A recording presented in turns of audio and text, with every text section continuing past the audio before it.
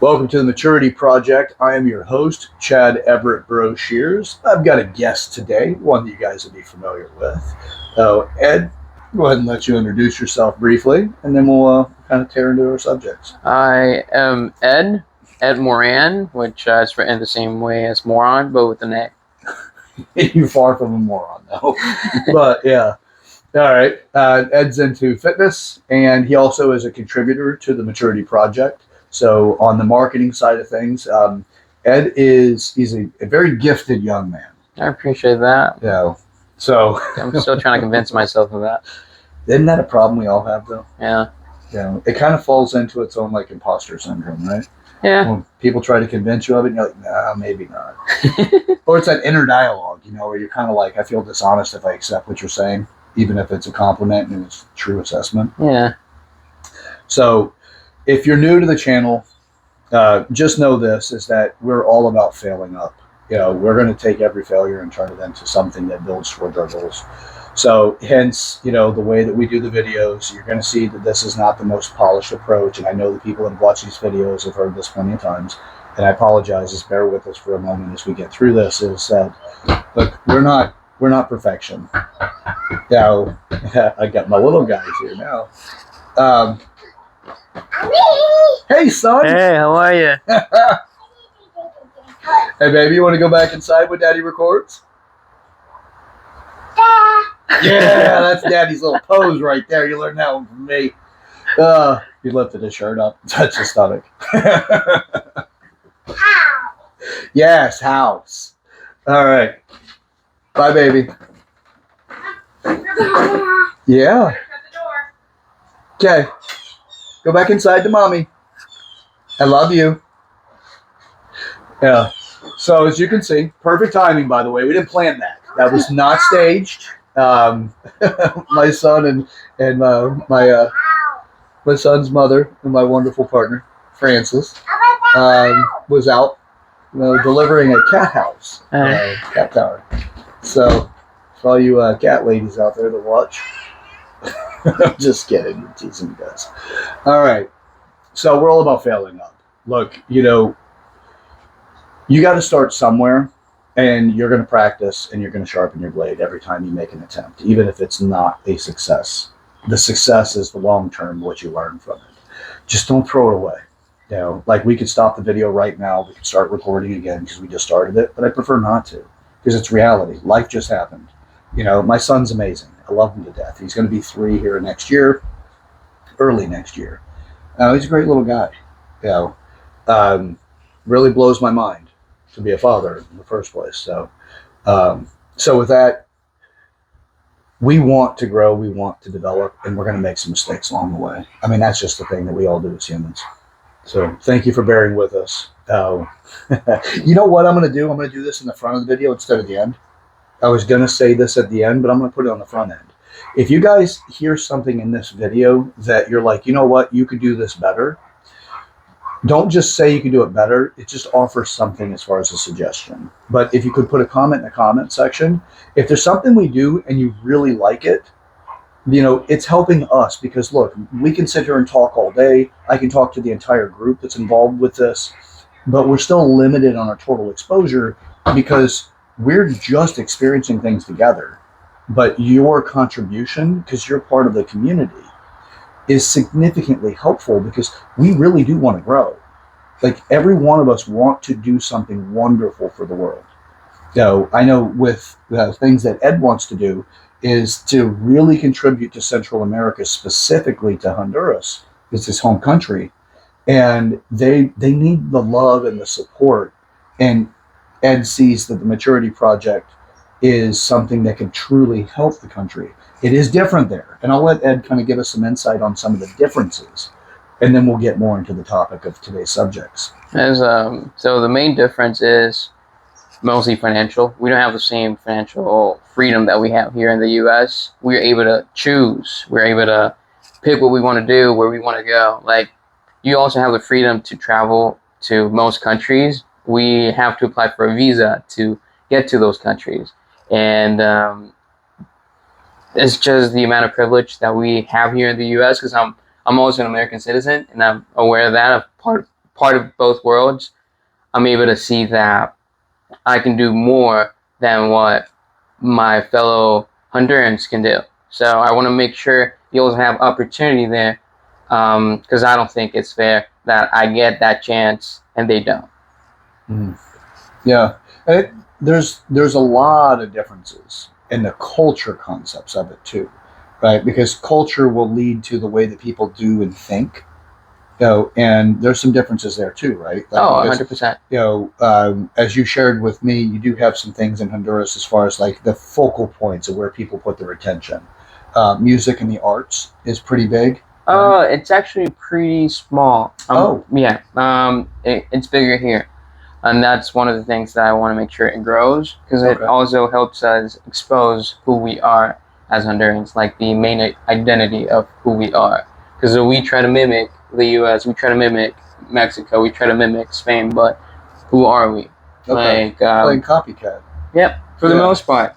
Even like there's this thing in which we admire the American diet, but we all know that is not the right diet. We have obesity rates that go through the roof, and we also have like a lot of mental issues that are popping up more and more based on what we eat and our behaviors and our habits. So yeah, we do have that. I don't want to call it an inferiority complex, but it's similar to that, Yeah. in which we don't think we're enough to actually um, like stand out. Yeah. So we've been taught, most people in Honduras, to not stand out, to do what you're doing, study, go to school, but don't stand out. Like, why would we? Yeah. So don't think differently. Follow the like be a sheep, not a wolf. Yeah. Follower, not a leader. Yep. Yeah. Yeah. And it's interesting because like human beings are human beings, right? Yeah.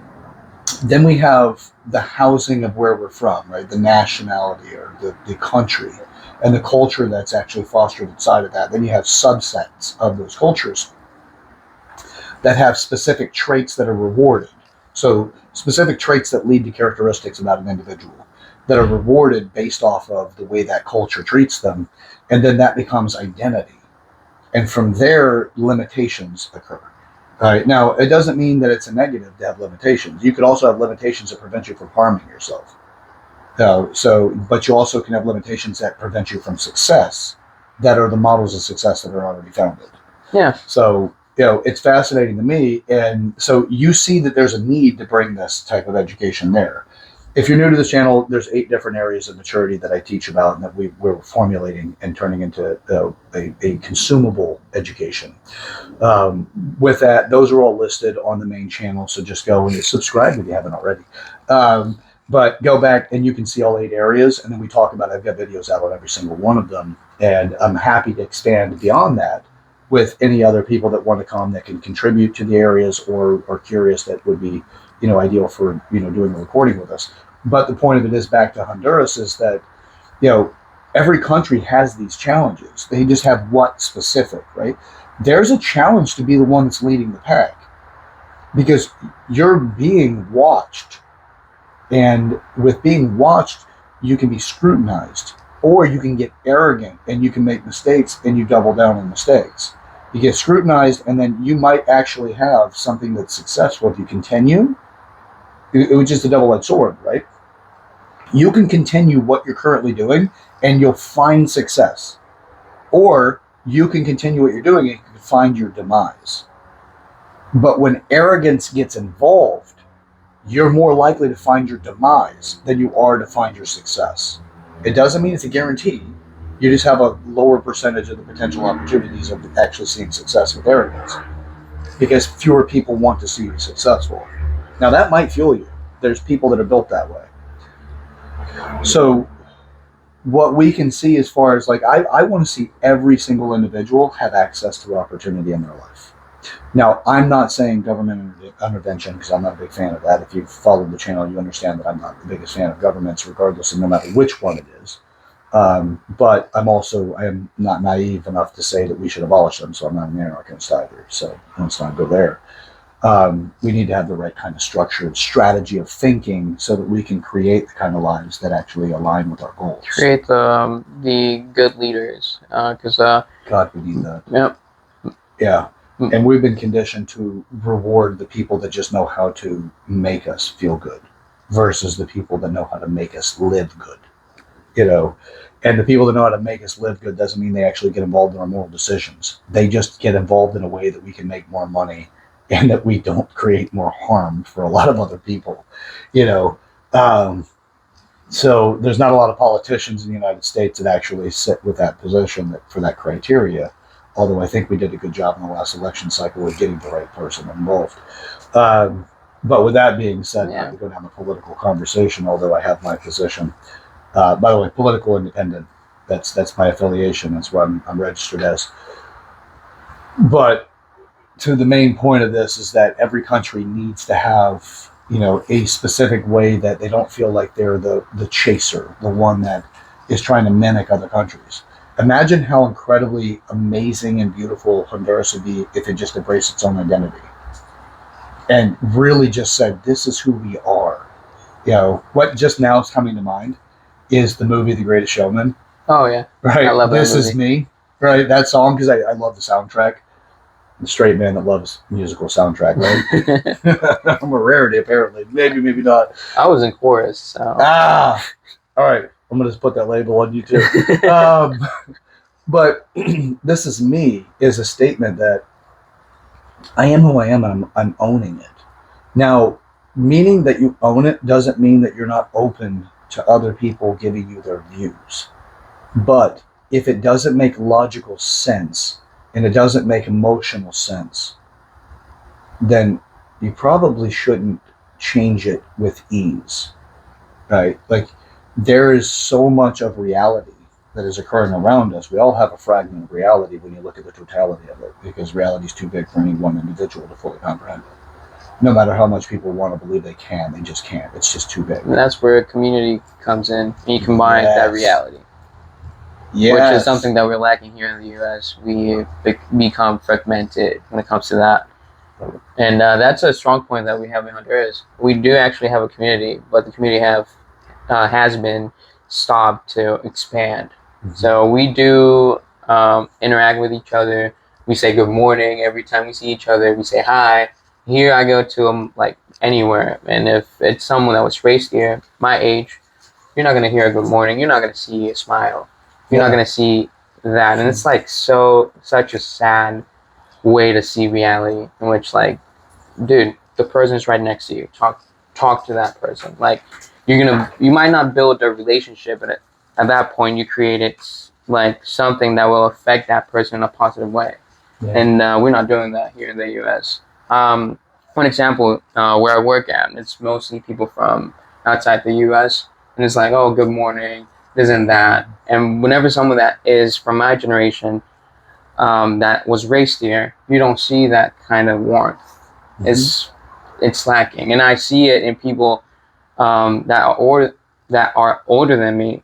They do say good morning. I see people, American people raised here, they're over 40, they wave at you. Yeah. But people under 25 don't do that. Yeah. So what is going on? Well, for me, I'll say the reason what I've observed is that our social media and our technology, overall, just our technology as a whole, let's just take social media as a part of the technology. But now we're looking at, you have games that are mobile that exceed what I grew up with in the 80s, like Pitfall, right? The games that are free on your phone right now are so much more advanced than that,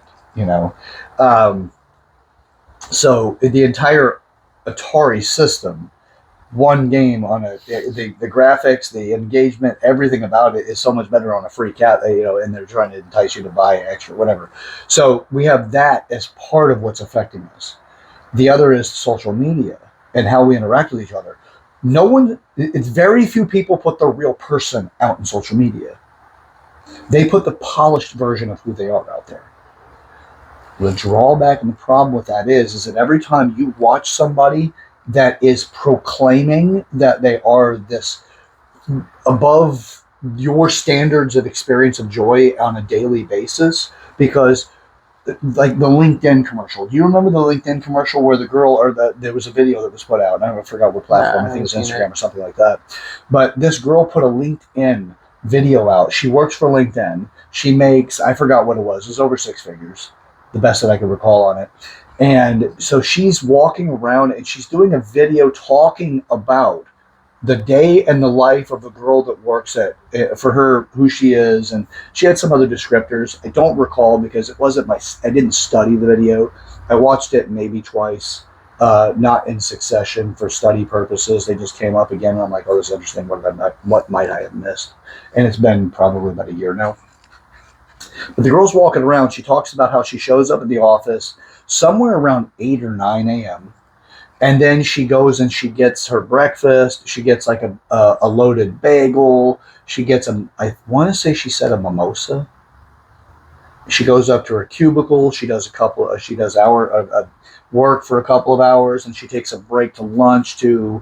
I want to say that she said that she had a sensory system that she'd go and like sit inside of this thing that that just stopped all this stuff from coming in, so she had silence. And then after that she'd go back and she'd go talk to somebody, and then she'd go back to work, and then after she'd take another break and go up to the rooftop with a pool and all these other activities and stuff. And we've got people watching this going, that's the career I want. The reality is that it's very unlikely that's her life. But she has figured out a way of making a viral conversation, a viral video that makes people believe that's her life. Because it looks like paradise, right? Like an 8-hour shift. And really, she talked about working for maybe 4 hours, and that's stretching it. In the U.S.? She consumed alcohol during her workday. She had a breakfast bar she didn't have to pay for or worry about. Then afterwards, and then she talked about what she did with her nightlife. And then, like, that was it. And it's like, this girl is living paradise. But it's a very unlikely truth. And if it is true, shame on LinkedIn. Because there's a lot of people that pay a lot of money. And to me, you're squandering it, if that's the case. I don't think it's the case. I think it's actually bullshit. I think she was lying about what she was doing. She's exaggerating. I mean, she might do that like on different days, but that's not how life in the U.S. is. Right. So you got people that are like, okay, well, what was her criteria to get the job? Not everybody's going to work for LinkedIn. They don't have the occupation opportunities. They don't have the space, the room. They can't employ that many people. There's not enough people in the marketplace that want LinkedIn to pay for it in order to create that as an economy for that to be a reality. So what that does is it sets a false idea about what work is like, and that lowers satisfaction, which means that now people are going, well, if that's what creates success, I need to make my life look more polished. I need to make my life look like it's more well put together. Because, how many times have you seen influencers that go up and they go to in front of like a storefront that's like the windows are boarded up or they've been smashed in or something, and they're like, oh, the atrocity. And then you see them over there and there may be a piece of plywood and they got a drill in their hand, and you just assume that they helped put that plywood up or do something for the community. And then you see somebody else that recorded them while they were doing it. They didn't know they were being recorded. And you just see them get out of the car, walk over with a drill, and then there's a video that's made or photos that are taken or whatever, and they get back in the car and leave. Then you're like, this person is a liar. They're a snake oil salesman because they're creating a false reality that's influencing a lot of other people. Yeah. So our technology is outpacing our ability to mature. Yeah. Which is now giving us this false idea of what success is. And now our satisfaction in life is dropping because we don't have the reality of what it's like to actually do jobs that are necessary to create our dreams. We have this idea that our dreams are going to be created on the first day of the new job.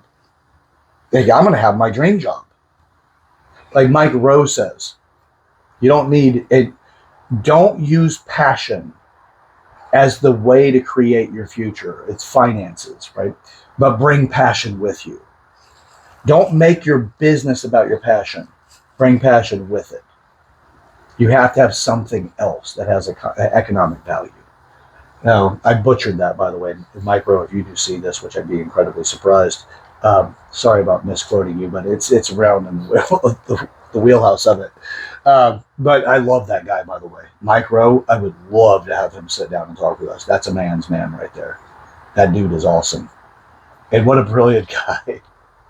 Everybody's talking about wanting to do these LinkedIn type jobs and all this, and he's like, nah, we're going to go get in the sewers. We're going to get covered with bugs. We're going to get our cameraman in there. You guys are going to have a miserable day, but we're doing real work, and that people can really relate to. That's where he finds purpose or importance too. Yeah. And I think the problem is we are the I generation, the iPhone, everything's about us, which it's good if you do it the mature way, the right way, which is, you grow, you mature the I, but then you move to the we all. You don't stay in the I. And we're trying to create this superficial way of growing the I, in which I do this and I do that, but we don't really do it. We just want to make sure people think that we're doing it, so we feel important. And we also make some money off of it, so we have a comfortable life, which I don't blame them. But because they're not taught the right way to do those things. Because I've been tempted to do it, but I don't do it because it's like, in the long run, I know it's gonna affect me, and I'm not gonna. You take the long path to the same destination, but with a different outcome. Yeah, and that sounds contradictory, but I mean, you're gonna get to that destination. You're gonna make the money. Some people overemphasize money because they want to make sure they are important. Some people overemphasize looks because they want to feel important, or they want to feel attractive. Or, for example, men. I get these many ladies, and I'm a ladies' man, and we want to portray that, and I'm the big guy, because we want to make sure we feel important. But there's going to be a point in which that it's not going to matter. It might seem cool when you're in your 20s, but when you're 30, it's like, worry about your health, worry about your family, worry about everything else, because in the end, if you're a man, you need to know how to provide for other people, your family, and then others, your community in this case. And we're not teaching my generation to do that. We are just teaching them how to create this superficial version of it. And then what is going to happen to this country? What is going to happen to this world? What if the U.S. is not mature to do the stuff right? Then other countries that have the right ways to do it are going to pretty much take over it. Or people that mimic the United States, Honduras, for example, are not going to mature the right way either. Because we are always doing whatever the U.S. does. We have a saying in Honduras, if the U.S. gets sneezes, we get a pneumonia, stuff like that. So if the U.S. is not building the right people, building up people the right way, then what's going to happen to the people that imitate the U.S., that look up to the U.S.? Yeah. Because in the end, the U.S. has that role in the world. That's how powerful the U.S. is. And are people really making the right decisions to do that? Or is the government incentivizing the right things, or is it interfering in stuff that it shouldn't be? Yeah. Great points, by the way. Great points. Thank you. So here's something that comes to mind about that. I believe it's Bukowski or Brzezinski. I apologize. I used to have the best memory. It was insane. It was like an elephant. It was a steel trap. It was ridiculous. I could tell you some of the most interesting and ridiculous details about a memory, and then it could be decades from that time. Right? It could be 20 plus years or more. So it was affected during the bio leak, the weapon, whatever. So something that comes to mind. Our current generation is all about the cloud. The current generation right now, that's the influence generation. My generation is not the influence generation anymore. We're solidified. We're where we want to be, and we're looking at the newer or the younger generation to get fashion tips behavioral values to keep us at least feeling like we're relevant and hip, right? That's where the Generation X and old millennials are. I'm Generation X, old millennials, my younger brother, and then up until somewhere around late mid 90s, it's pretty much where these people seem to have this behavior, where we look to your generation, which are the 20 somethings, and we're just trying to take some tips from you guys about what's cool and what's relevant. You guys are trying to find your way. We've already got to the point where we kind of found our way for the majority of us. Then we have people that will say, like the I generation, right? I called that the I celebrity. So when you said the I generation, I'm like sitting there going, damn, dude, I've been talking about this for a long time. It's the I celebrity. And it came along with smartphones. And, now I can just immediately and instantaneously create this idea in you who's watching about who I am. Because I'm going to put this thing out there. Like I mentioned before about the influencer that jumps out of the car, runs over to like a boarded up freaking store with a drill in their hand and act like you're inferring that you helped put that board up. And what an atrocity based off what you say. There's a trade-off value. Whatever you do, like and I was mentioning Charles Brzezinski or Charles Bukowski is before I got into the memory issue. Charles Bukowski, yeah, I think that's right. Bukowski, yeah. He says, find what you love and let it kill you. Though, here's the thing about it. There's a woman recently that she's, I believe she has OnlyFans, and she had set out a task to sleep with 100 men in a day. Do you think this woman will find satisfaction as a wife? I don't think so, no. She would have to find a man that understands that she has developed the sexual behaviors. By the way, it's not just the sexual behavior, the physical experience. It's also the intimacy. It is the emotional values. It is how she has made a business of her sex. She has made a financial value of her sex. She's created a purpose value to her sex. And then she's going to have one guy facilitate all of her needs in the area she has made those impressions on herself. It's going to be incredibly hard. Plus, he'll have to accept the fact that for clout, for her business, for her PR, she had slept with that many men. So is he likely going to be the guy that wants to create a family and all of that?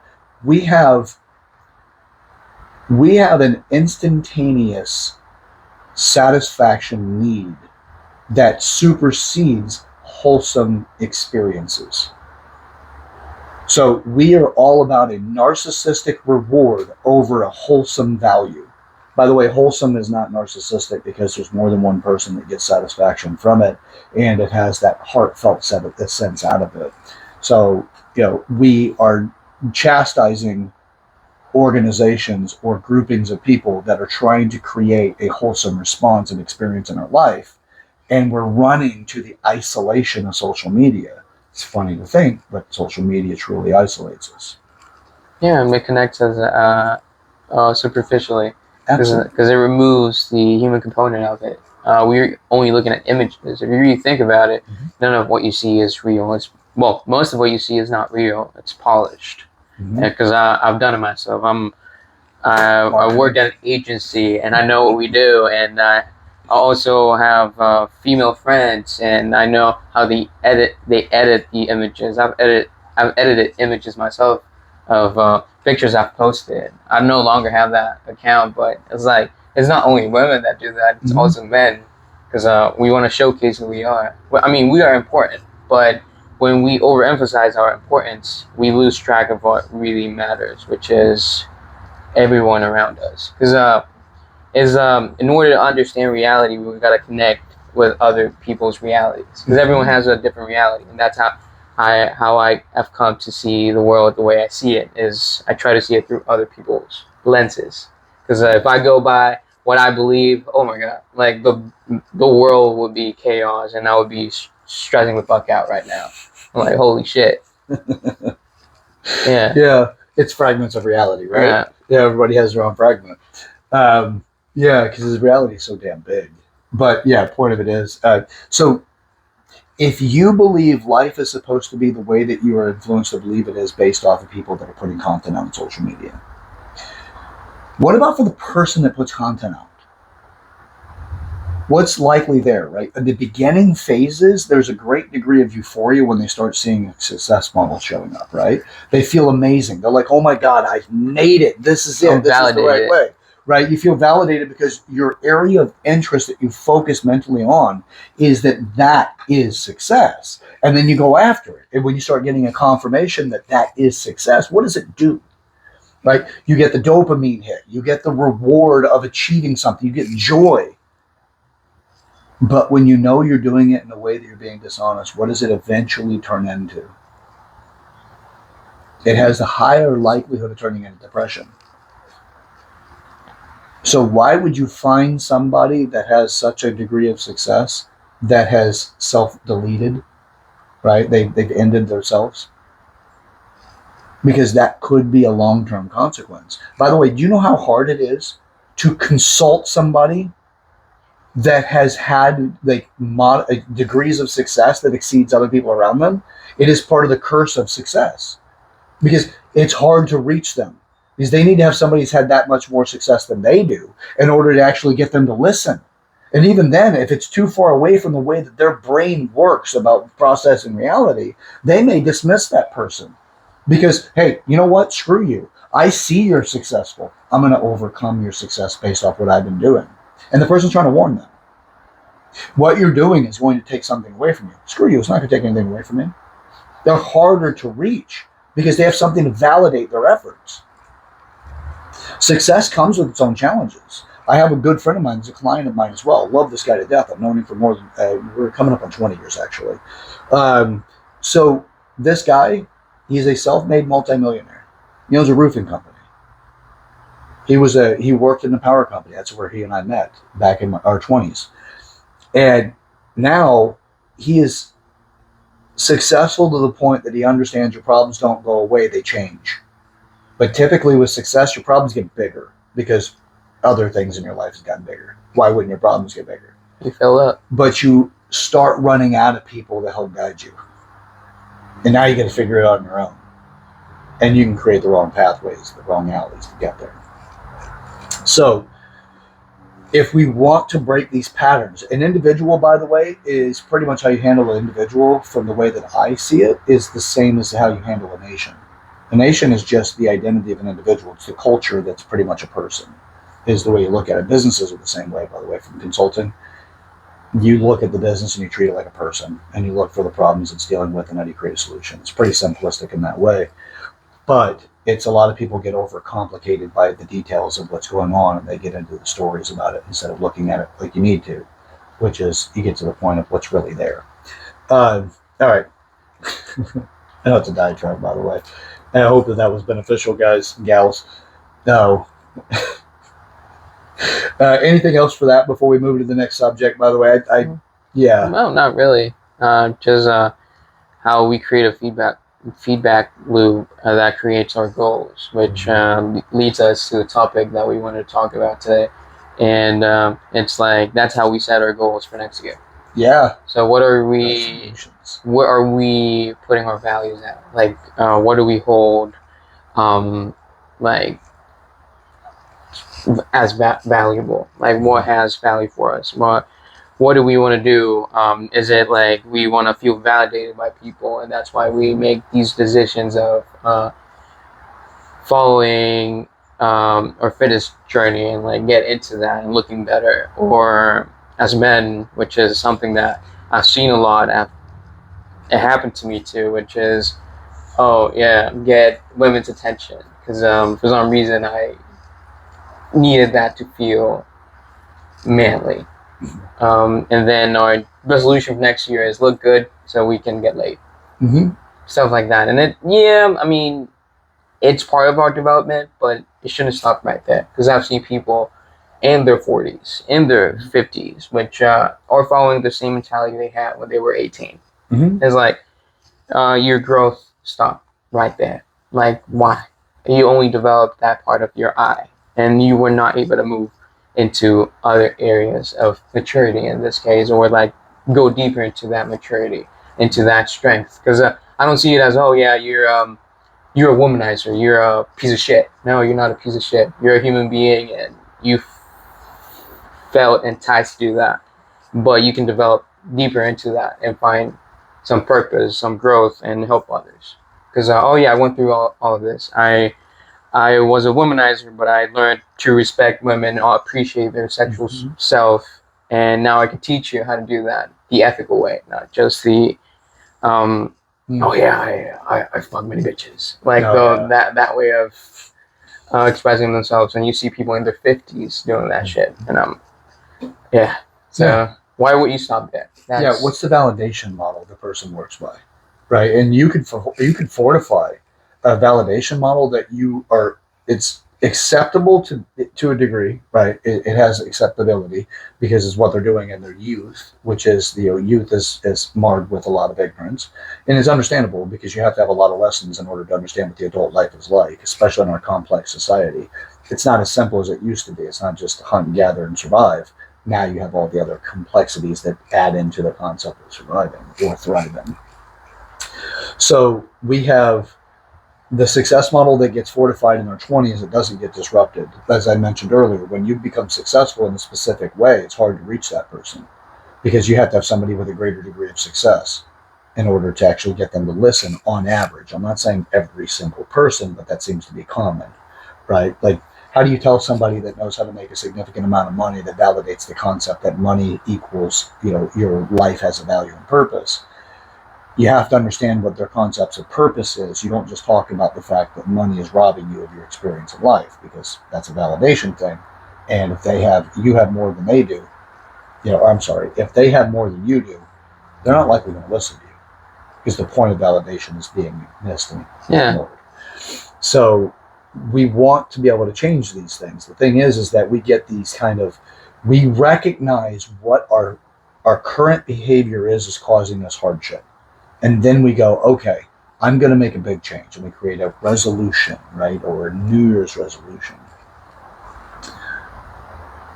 Have you ever noticed that so many people continue to make New Year's resolutions of the same thing or variations of the same thing? I want to lose weight this year. You said that the last 6 years. I want to have better relationships this year. You've said that the last 10. I want to have more growth in my business. And I want to be able to get promoted more. Well, you've been saying that for 3 years. There's this thing, and I'm not saying each one of these are, and it's just examples here. But you get this stuff that comes out. What are we going to do to change that is the thing. First off, you have to understand that you have a resolution you want to make a declaration for. But we need to look at, because as you've heard me say, and it's in many videos, that we have 3 different models of dealing with conflict. There's avoidance, there's survival, and there's thriving, right? If you're in avoidance, you're not making the resolution. You're just like, my resolution is to avoid that crap. Okay, well, that's your resolution, is to avoid it. So therefore, yes, you made a resolution. I just don't want to deal with it. If I see it coming, I'm going the other way. Difference. It ain't going to get me. I've done judo, man. I'm going to learn to hip throw in this freaking problem. It ain't going to get me, and then I'm running. It's like, I'm not going to let it happen. Problem is that you're not that vigilant. It will eventually find you. And when it does, you're ill-equipped. Surviving. Well, most of the time what you say is, I'm just, that problem comes along again, I'm going to just get through it faster. If it happens, you know what? All right, I'll deal with it then. It's not typically a resolution. Resolution's typically like, I'm not going to do it again.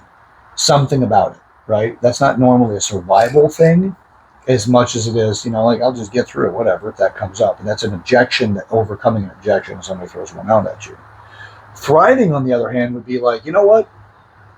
I am committed to developing myself through this challenge. And if it shows up, I'm going to overcome it so that it is not a problem in my future. That's a thriving model. We're not taught this stuff on average. Parents are the ones that are really supposed to teach us this, if you were to look at it that way. Problem is that parents are caught up with catching up with their debt, figuring out how to buy the next thing that they like, making sure their payments are made, all their bills are paid, whether or not they're going to be able to have a vacation coming up, how the kids are doing. They're just caught up in everything, and they forget they're a person. And they forget that they actually deserve to have a fulfilling life. But you have other variables over single people. You just have to master those and mature through them, and you can still create that degree of fulfillment. And in my opinion, you have a greater opportunity for fulfillment than a single person. But your challenges are more dynamic because you have more variables. So, sure, you've traded off some, by the way. Is the majority of people in that category are going to be satisfied. They're not looking for a relationship. They're just fortifying the relationship they're in on average. And then, but the single person, maybe they just need to master relationships more so they have access to creating a family opportunity if that's what they want to do. Even if the family opportunity is the two of them just bound by marriage or long-term relationship, whatever. But they don't have relationships. And the relationships become the problem that distract them from making a more fulfilling experience in life. Because they don't even know what to do with their relationship issues. There's I have to figure out how to not have this conversation again. I feel like I'm walking on eggshells. Whatever the hell those conversations are. But they distract us from the fulfilling experience in life. So, I know it's another relationships, big topic. But when we have those resolutions, what are you making the resolution about? Do you want to lose weight? Do you want to be more healthy, more fit? Do you want to have better relationships? Do you want to improve your finances or your business opportunities? Do you want to make a business? Or do you want to excel in the company you're working for or find a better company to work for? Or create your own company? Yeah, right? Can you imagine? But the point of it is that we don't have enough clarity. What we do is we're typically making a resolution based off of long-term frustration. On average, it's long-term frustration. I'm just tired of dealing with this. But you don't know where to go. You don't have mentorship. You have no direction other than to say, hey, other people are doing it. Screw it. I'm going to throw it out there and we'll see how well it works. If it's weight loss, well, hell, you got a lot of options to go for that. So much so that it's kind of paralysis by analysis based off of abundance. There's shit all over the place. I don't know where to start. Now, it is an incredibly dynamic industry. But when you really get down to it, it's actually incredibly simple. It's just got a lot of energy built around it because especially that time of year, I'm going to be healthier this year. I'm going to lose some weight. I'm going to look the best I've ever looked. And it doesn't happen. Right. Or you get 90 days worth of, success, which is the standard timeline for a lot of people. The New Year's resolutions is 90 days or less. Why? Why are we in these cycles, man? Now, I know, in my opinion, I have a pretty strong opinion about why. But do you have any idea about what would put people in those cycles? Can you repeat the question? So why do people have 90 days or less of doing something new before they give up on their resolutions? They haven't created a solid anchor, and that starts within. Most people do stuff for other people, and they don't put themselves first, which is the mature way of I, not the superficial way of I. The superficial way of I, in my opinion, is influenced by external factors. The right way to improve who you are is by seeing and looking within you to see what you really need, which comes down like everything that feeds your I comes from the actions that you take, the decisions that you take. Like when you're eating something, you don't throw it out, you consume it. When you're drinking, you're consuming stuff. So what are we letting into ourselves to influence those behaviors? So for example, a lot of people, they want to build that I, and they go to social media to get inspiration, but they start comparing themselves, and they want to be that guy. But you don't have to be that guy. You should be you. You should build that I, the mature I, which is whatever God or whoever you believe put you on this earth to be. It can be Mother Nature, anything, and it's exploring yourself. But I mean, people are not going to do that because they're prioritizing external factors, and that's how you get it all wrong. And I mean, I'm not saying people are bad or they're making mistakes. Some people do it because they think it's the right way. They were given a model of focusing on the external, be it good or bad. So, I'm getting external feedback, and I have to be this way, or the other way, because that's the narcissistic way, in which I'm getting all these feedback that I have to be rich and powerful and the alpha, and no man can compare to me. I have to be pretty much God. That's the narcissistic way. But there's also the other way, which is I'm not enough. I should give to other people, and I don't fill my cup first. So, are you building the right eye, the mature eye, and not doing it in a superficial way? Because it can go both ways. It can be the narcissistic way or the, how do you call it, the no covert way?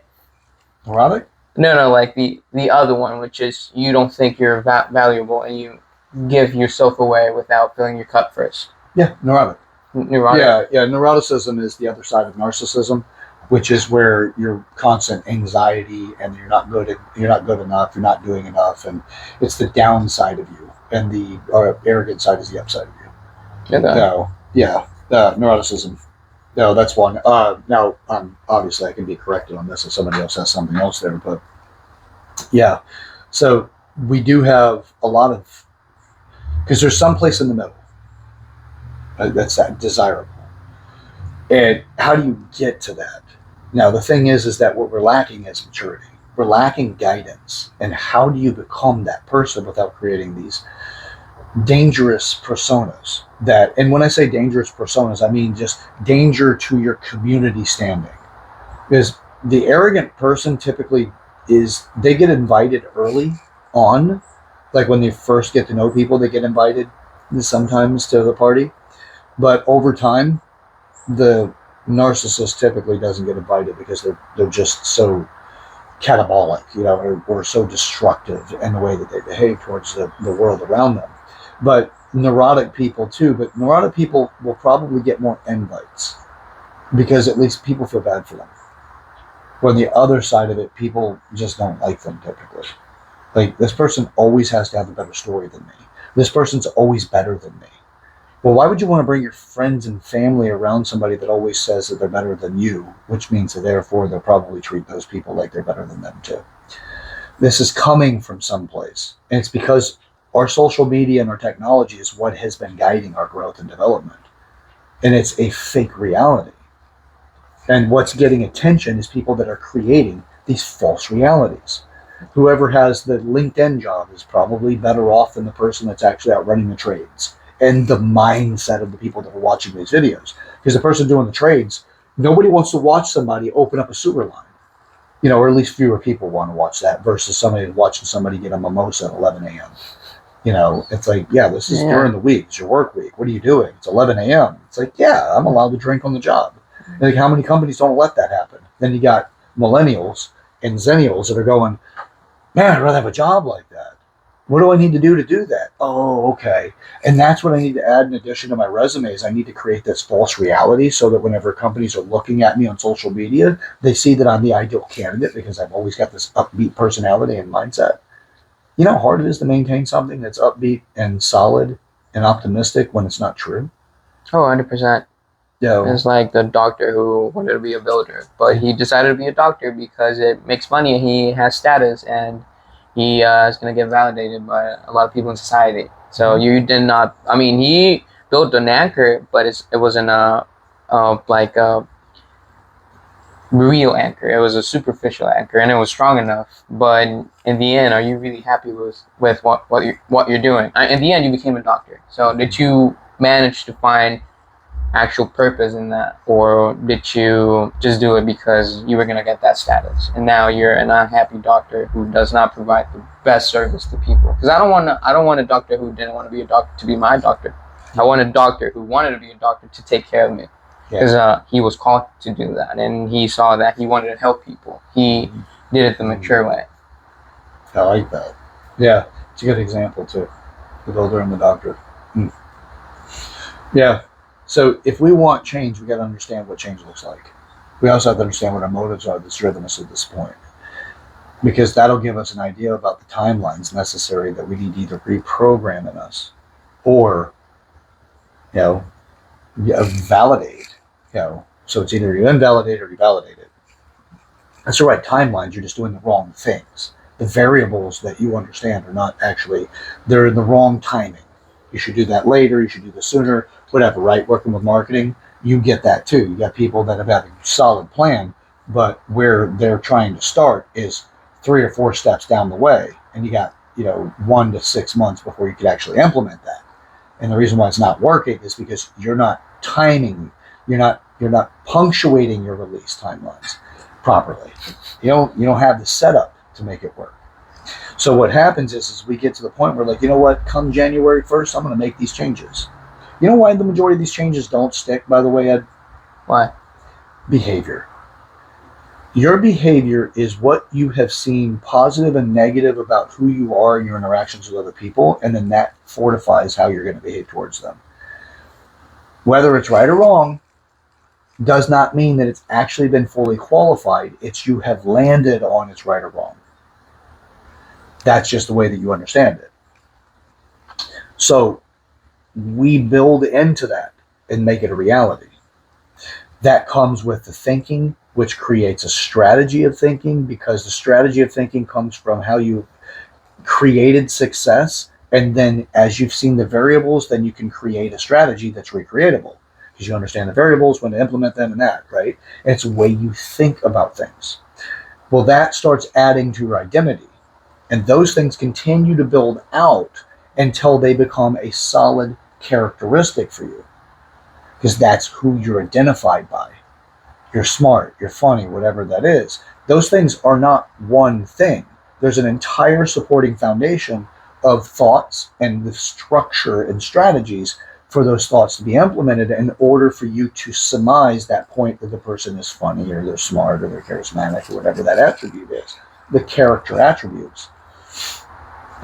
When we get to the point where we say, you know what, I'm tired of being overweight. Well, you're overweight for what reasons? Typically, it has to do with the fact that you do not do, you're in a calorie surplus and you're in a movement deficit, a calorie burn deficit. So you're not losing enough calories and you're not offsetting it, so your body will pull from calories to burn for the metabolism and for the basic caloric values for survival. Then you have other things. What about the toxins that you take in that create body burden? Are you dehydrated? Are you sleeping well? Your hormones out of balance because of the way you see things and you create stress. You have all of these things come together. You don't know this stuff. You just say, yeah, maybe I'm just not losing weight because of the simplicities. Maybe I'm just not exercising enough. Or I say I should lose weight. Why haven't I lost weight? It can get that stupid simple. There's a lot under that, because then you have coping mechanisms. You'll find food attractive or unattractive based off of your emotional involvement to that food in the current state that you're dealing with in life. And if food is your coping mechanism, it may not be food. Food may be good. You may just not have much knowledge or education in food. But then you get into other coping mechanisms and, other simple ones like alcohol or, staying up late, things like that, not getting enough sleep or sleeping outside of the circadian rhythms patterns, things like that, that can cause issues. What's going on there? Why are you stressed? Is it relationships? Do you think that a fit body is going to get you a better relationship, whether it's current or future? There's so many variables that build into the foundation of who you are that are all through the concept of behavior change.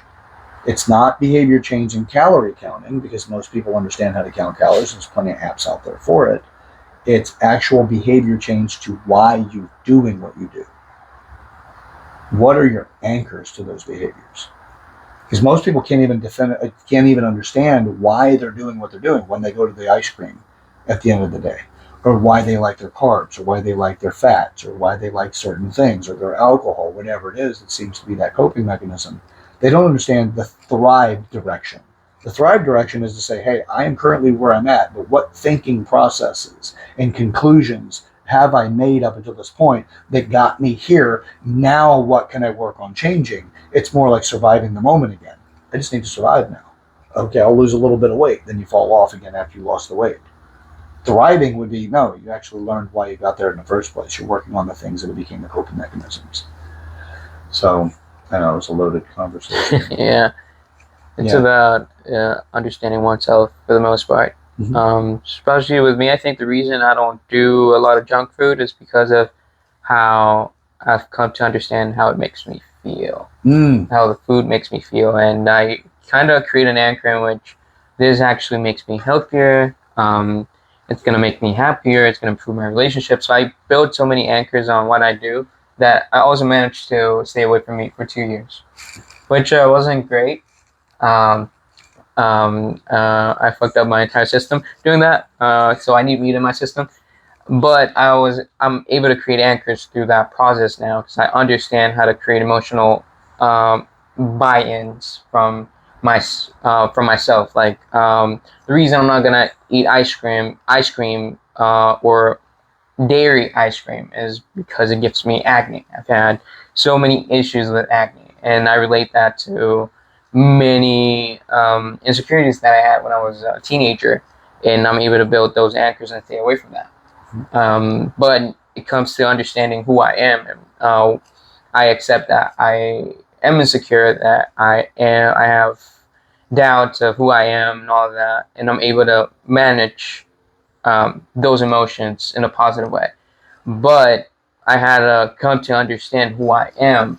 It did not come from external factors. I mean, some of it might have started that way, but now that I'm older, I'm not 18 anymore, I'm not 16, I understand that most of the stuff happens because of how I feel inside, and how it affects me, not how other people make me feel. I don't know if that makes sense. Yeah, it makes sense. But it's that maturing process that you're actually getting deeper understanding and insights on. So, it's the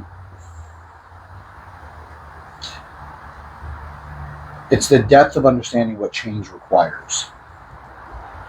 How much of that are we actually able to even to understand? So, so you have some great points and like your perspectives of things. We can break these cycles by understanding what's got us there, and you're taking a very mature approach to this, because you're looking at the deeper understandings of who you are when you're going through these challenges.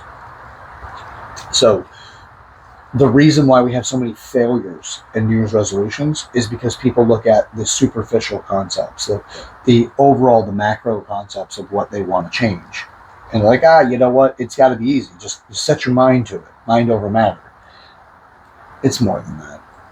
You've got the behavior values that are there. You have to understand what's leading those things. You don't necessarily fully need to understand it. You can replace the behaviors without fully understanding it and make a pattern of those behaviors. See that the outcome is desirable, and then you fortify the outcome because of that. Drawbacks to that thinking is that if ever that outcome gets disrupted because of the way that you've done things up until this point, it could have a variation of an issue or variables of issues because of your age, because of other resource changes, things like that. But the simple, shorter version of this, or the most immediate, is the New Year's resolution, people. You're trying to make these changes.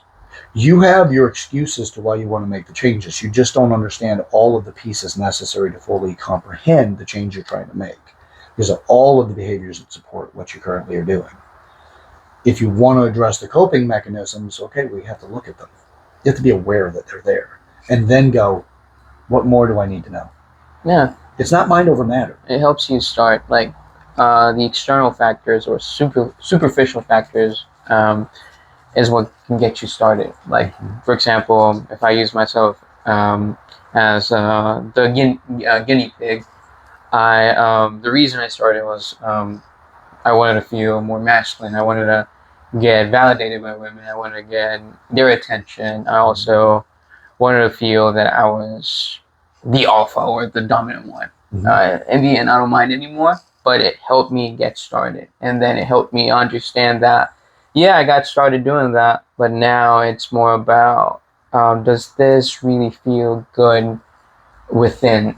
So it's because I look for those anchors, and I try to create external anchors, but those don't work. If I use my dog as a motivation, it's not going to be as strong as I want to make sure I feel good and I love myself.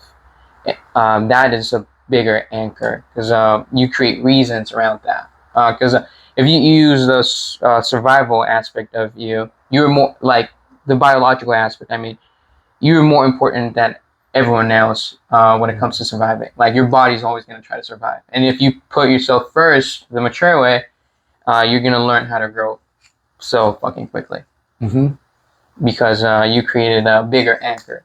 Like, yeah, I do these for my parents. Yeah, that comes after you develop the I.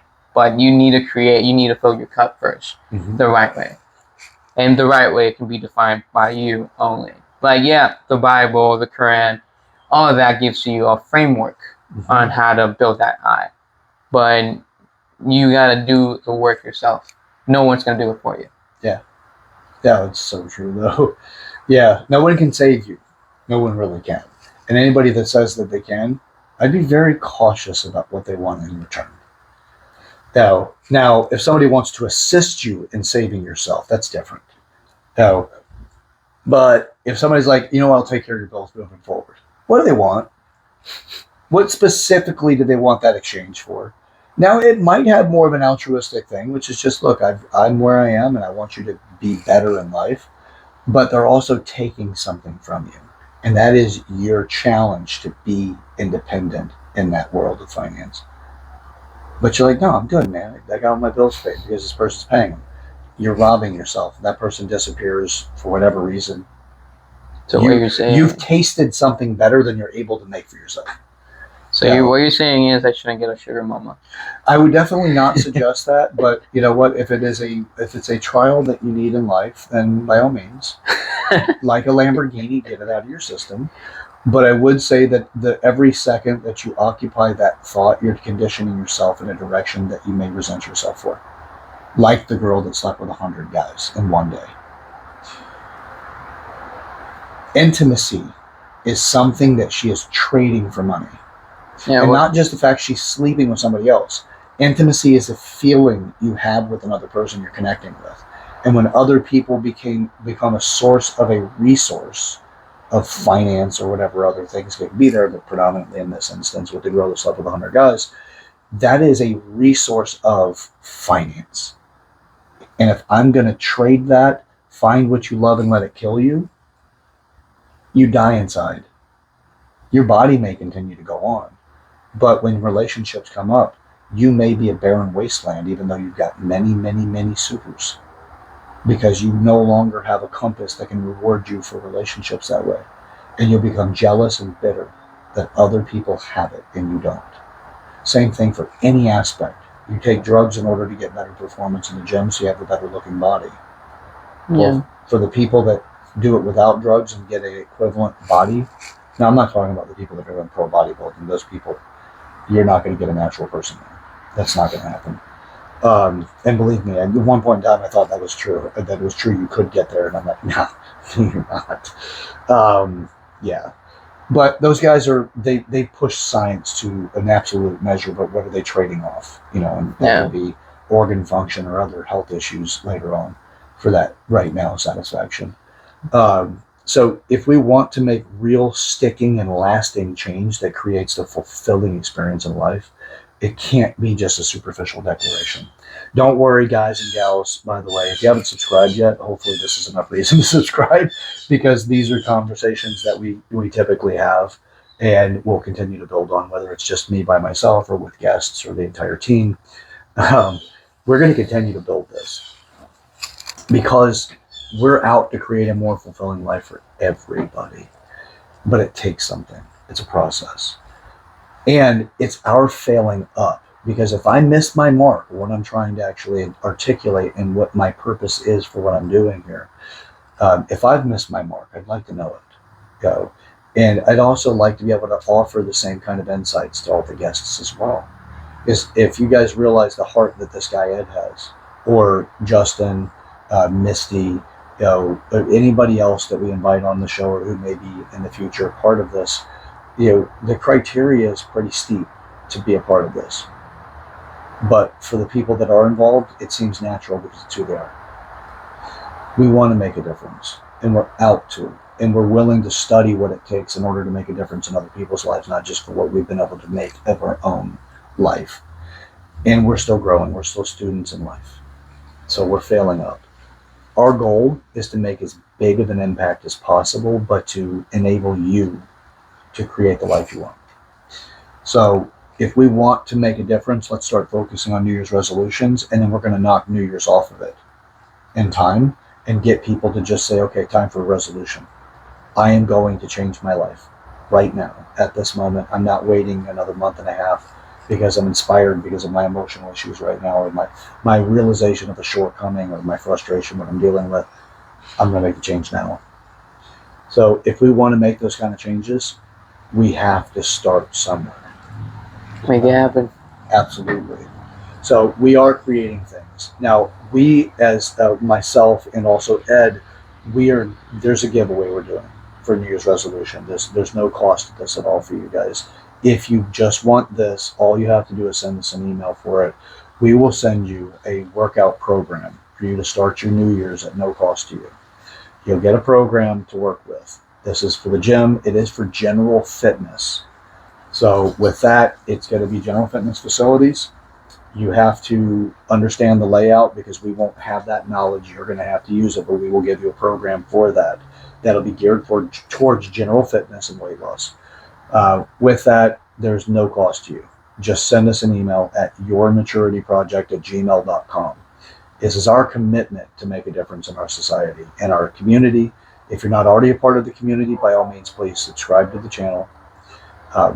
We are looking for the kind of feedback that you yourself want to give and also will contribute to a greater outcome for all of us. So please feel free to you can send an email with that feedback, but we also would like it in the comment section on this. You will be a part of the community the moment you push send. So there's a lot of things we're up to, but our goal is to do the good work. We want to make the most desirable outcome for everyone.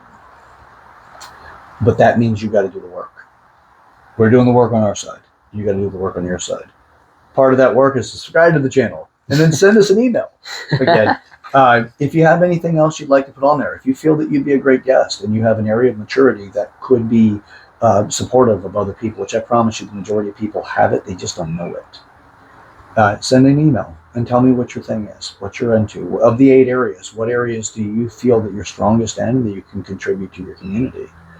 We can make a difference. We are making a difference. Be a part of that. It's a maturity project. So, Ed, do you have anything in closing for everybody on our way out? Never stop growing. Always look for ways to improve yourself and not improve others, but help others improve, which is 2 different things. Change only happens whenever you want to change. And if you don't want to change and want others to do it for you, then it's not going to happen. I really hope that lands for you guys because, damn, it's wisdom out of a very young man. I'm not great with compliments. Yeah. Yeah, and a lot of us we're still learning what it means, and then some of us get it, and that's very solid. Great advice, because look, if you want things to change, you got to change within you. Now, we grow through what we go through, right? Yeah. Yesterday's mistakes are opportunities for tomorrow's success. That's what the maturity project's all about, and that's what everybody that's involved. Everybody has got a good heart, and we want to make the best impact. So, all right, I'll stop saying it now that I've said it, 5 times. But it really does drive us. If you're out for the weight loss, or if you want other behavior change, send an email, yourmaturityproject@gmail.com. That's YOUR, maturityproject@gmail.com. We'll be happy to actually get into some conversations. You may just be a guest. We may ask you to come on, just chat with us. So, talk about the challenges you're going through. You don't have to give the specifics to have people know too much about your life, but just enough that, hey, people get it and they can relate to you. I promise you my days are just filled with working on challenges that people are going through. We can change this world, and we can do it in a very impactful way. Yeah. But also in a very virtuous way. So, any questions in general, anything like that, again, send us an email for it. Or leave it in the comments. Yeah, it's a great place to put it. Be a part of that community. Put it in the comments. If you're interested in getting the free workout program, by all means, just send us over the email for it. If you'd like to actually join the community when it comes to weight loss and exercise overall, we do have a program running now, very, very low cost. I mean, insultingly low.